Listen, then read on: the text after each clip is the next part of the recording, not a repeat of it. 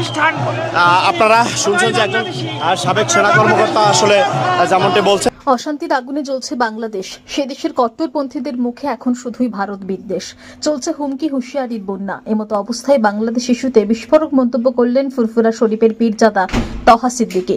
বাংলাদেশ কেন, যে কোনো দেশ আসুক না কেন, দখল তো দূরের কথা, এক মুঠো মাটি তুলতে গেলেও যে হাত দিয়ে মাটি তুলবে সেই হাত কেটে নেব। তহা সিদ্দিকী সাফ বলেন, ভারতের দিকে যদি কেউ আঙুল তুলে তবে আঙুল কেটে দেব। লাল চোখ যদি কেউ দেখাতে আসে তার জবাব আমরা দিয়ে দেব। দেখেন, বাংলাদেশ বলে নয়, পাকিস্তান বলে নয়, যে কোনো দেশ যদি মনে করে যে আমার ভারতবর্ষকে দখল করবে, আমার মনে হয় তারা স্বপ্ন দেখছে। বাংলাদেশ বলুন, পাকিস্তান বলুন, আর আমেরিকা বলুন, আর ইসরায়েল বলুন, ভারতকে দখল করা তো দূরের কথা, ভারতের যদি এক মুঠো মাটি নিতে আসে, যে হাত দিয়ে মাটি নিতে আসবে সে হাতটা কেটে দেব। আমরা ভারতবাসী এই দেশকে স্বাধীন করেছি, আমরা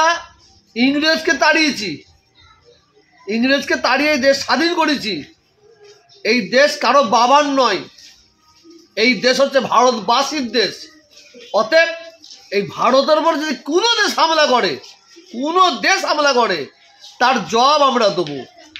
আর যারা বলছে, বাংলাদেশের কিছু ছেলে বলছে ওই কলকাতাকে দখল করে নেবো, ওই অমুককে দখল করবো, যেন আমরা হিজড়ে বসে আছি, যেন আমরা ভারতবর্ষে হিজড়ে বসে আছি। কত বসে আছেন না? কিছু ইন্ডিয়ার লোকও বলছে ওকে দখল করে নেবো, কিছু ভারতের লোক বলছে একে দখল করে নেবো। এরা সব ফচকে।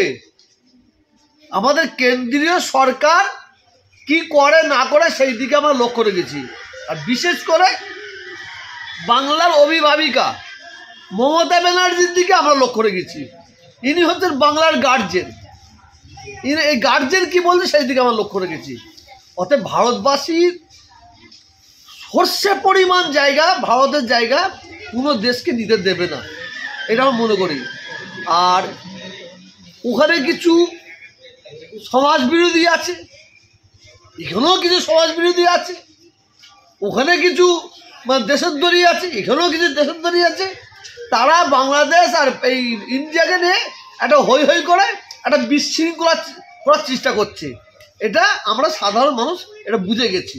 কিছু অসচ্চরিত রাজনীতির নেতা তারা এটাকে নিয়ে, ভারতবর্ষের কিছু মানুষ রাজনীতির নেতা আছে, এটাকে নিয়ে ঘোলা জলে মাছ ধরতে বেরিয়েছে।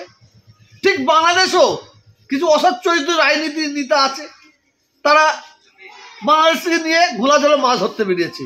অতএব যে যেখানে মাছ ধরবে না কেন, ভারতের দিকে যদি কেউ আঙুল তোলে তার আঙুল কেটে নেবো। লাল চোখ যদি দেখাতে কেউ আসে তার জবাব আমরা দিয়ে দেবো। হুগলি থেকে নিজস্ব প্রতিনিধির রিপোর্ট, টিভি নিউজ 10।